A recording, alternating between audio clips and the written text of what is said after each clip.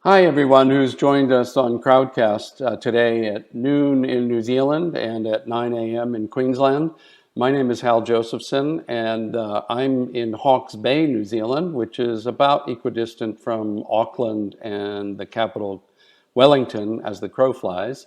And with me today is my son, James, who's in San Francisco, downtown San Francisco at 20th or 22nd, is it? Yeah, 22nd? in the Mission District, In which the is one of Mission the District. sunnier parts of San Francisco, which can get kind of foggy through the summer. Great. And so, we are sharing with you some of our thoughts around Design Thinking 2.0. And first of all, I just wanted to say welcome to all of the Wellingtonians who are joining us from the Mindset of Design event, which kicked off this morning in the creative capital, Wellington. And then also joining us today are about a dozen people from Queensland who are part of and have been involved in the DELF Oz series of dialogues about digital technology and entrepreneurship. And so I'm looking forward to the next hour. We actually have never done this before, at least live for an audience, not even a studio audience, but a virtual audience. But I wanted to ask James, for starters, since we're talking about design thinking, James, you started thinking, I guess, designerly at an early age because of a number of things growing up. But how would you describe, I guess, your evolution in terms of thinking about design? Uh, it's a really interesting question. Yeah, when I was young, the family computer in the living room, had Photoshop on it. So I learned to make my own visual content, probably memes, I think, when I was a kid. Just strange images with text that I thought was entertaining. But I think that freedom to create anything that you wanted visually, and this same could be said for Microsoft Paint. I was just using Photoshop, which was nice to get familiar with. And But how that's old sort were of where you design then? started for me. How old were you then? I'd say that must be when I was roughly 10, 12. Yeah. Yeah. And so comparatively, since I grew up, I was at that age, literally 50 years before that. I grew up with a 5-inch black and white TV screen, and it was less interactive, obviously much more just, sit back and watch. So my media experiences, in that same time frame were nowhere like what you had the opportunity to grow up with. Yeah, certainly weren't drawing pictures on the screen. Exactly. And then when you went off to university, which was only 7 years ago, is that right? Yeah, I Yeah. graduated in 2017. And so when you went off in 2013, what were you thinking about design then in university? Did you want to study design, and then what did you wind up doing? No, I wasn't planning to study design at all. I was planning on studying all sorts of things when I was in undergrad. I think I Okay. started originally thinking I was going to study chemistry and theater. That quickly changed, Yeah. and I ended up studying physics for a while with some computer science. And then mostly everything that I had studied in physics and computer science ended up being rooted in math. So I switched my major to math, and that's what I graduated with.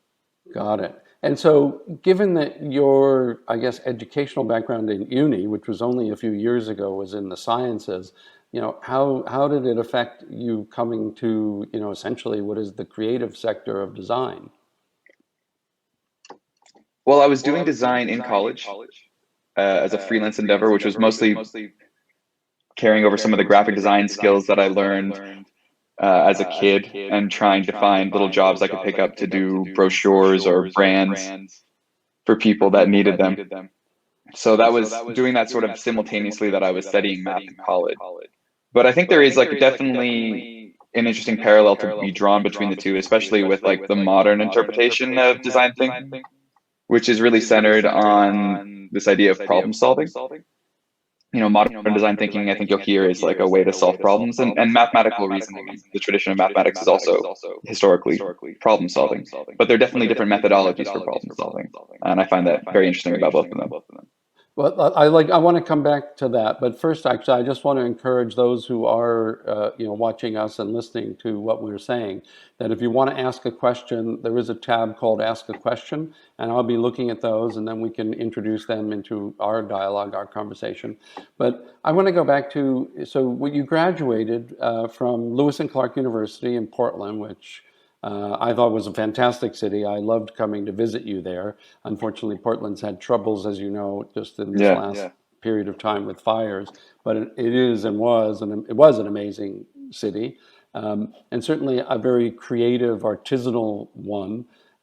When you left there, you in the 3 years since, you've worked for a digital agency and also what else? Yeah, I worked for some startups, Hmm. digital agency, and Facebook. So I feel like I have agencies, startups, and like big tech kind of covered, and it's been interesting seeing the differences between them. Ah, okay. Uh, and so, just a second, we've got somebody who can't get into this for some reason from Wellington. I'm just going to send her the link. Um, so, uh, but then now, just to take us up to where you are now, so for the past year, you've been in the Stanford D School Design Impact Program. And so, what are some of the things that you're learning there?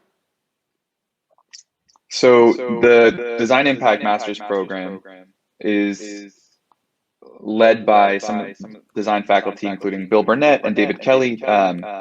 David Kelly started IDEO, and he often would refer to, the main thing that you learn from this program is design thinking. So in some sense, the program is there to teach you design thinking, and what that means is, what we can spend this hour discussing. But I mean, really, like, to summarize it, it's a kind of anthropological approach to creating products where you investigate needs and perform a bunch of different exercises and different practices to try and generate ideas and converge on the most effective solutions to the problems you uncover.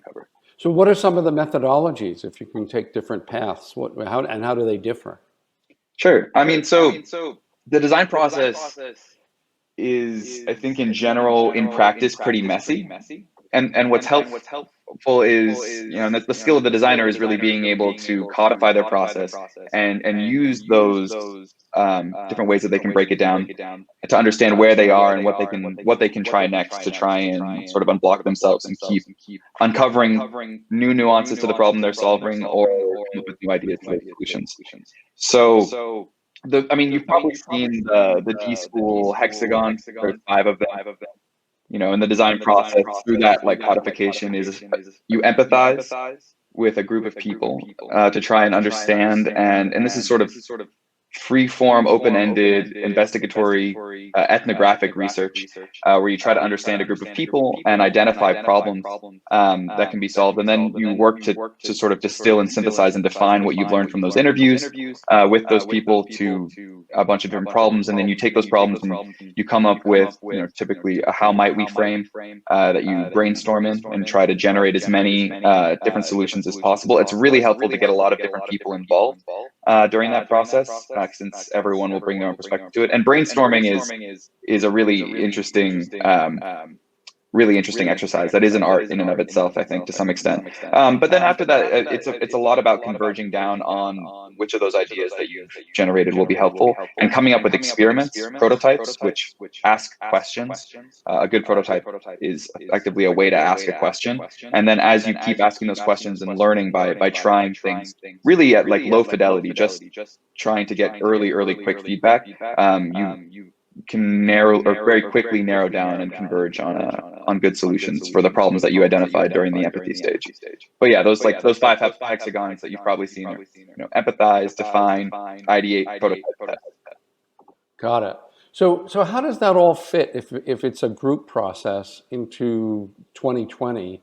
You've been on lockdown, I think, since March. We here in New Zealand were on lockdown from March to May, and then had 100 days of zero community transmission, thankfully, and then went back into a limited version of lockdown, and now we're back to zero community so people can gather. But had you been using online tools that enable you essentially to does it think about design issues and design problems, or is it just conversation?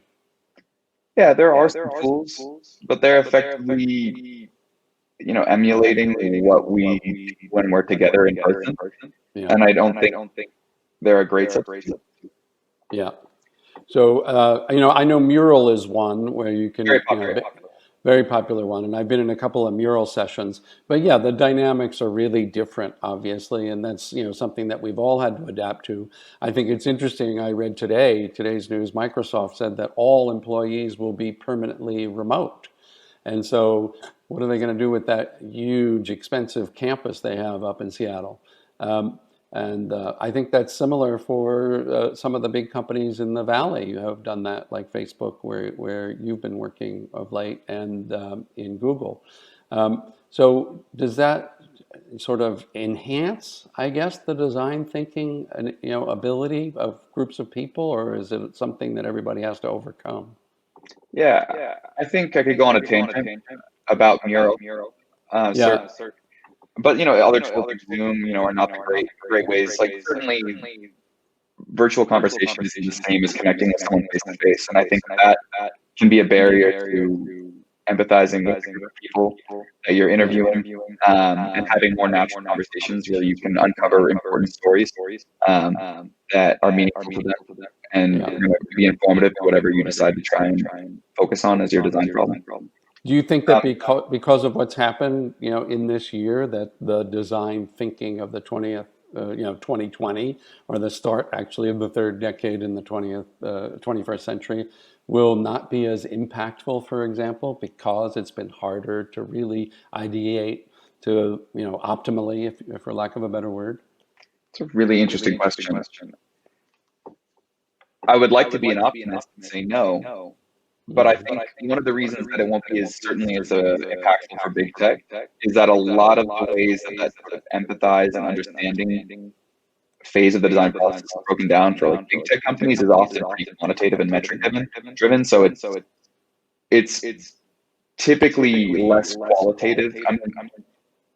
And even then, a lot of the studies that have been done for these big tech companies have been remote anyway. So I see it as mostly inhibiting smaller companies that are trying to get started and just sort of get going on this design process and don't have established products that they can track metrics on and established database that they can reach out to remotely for feedback.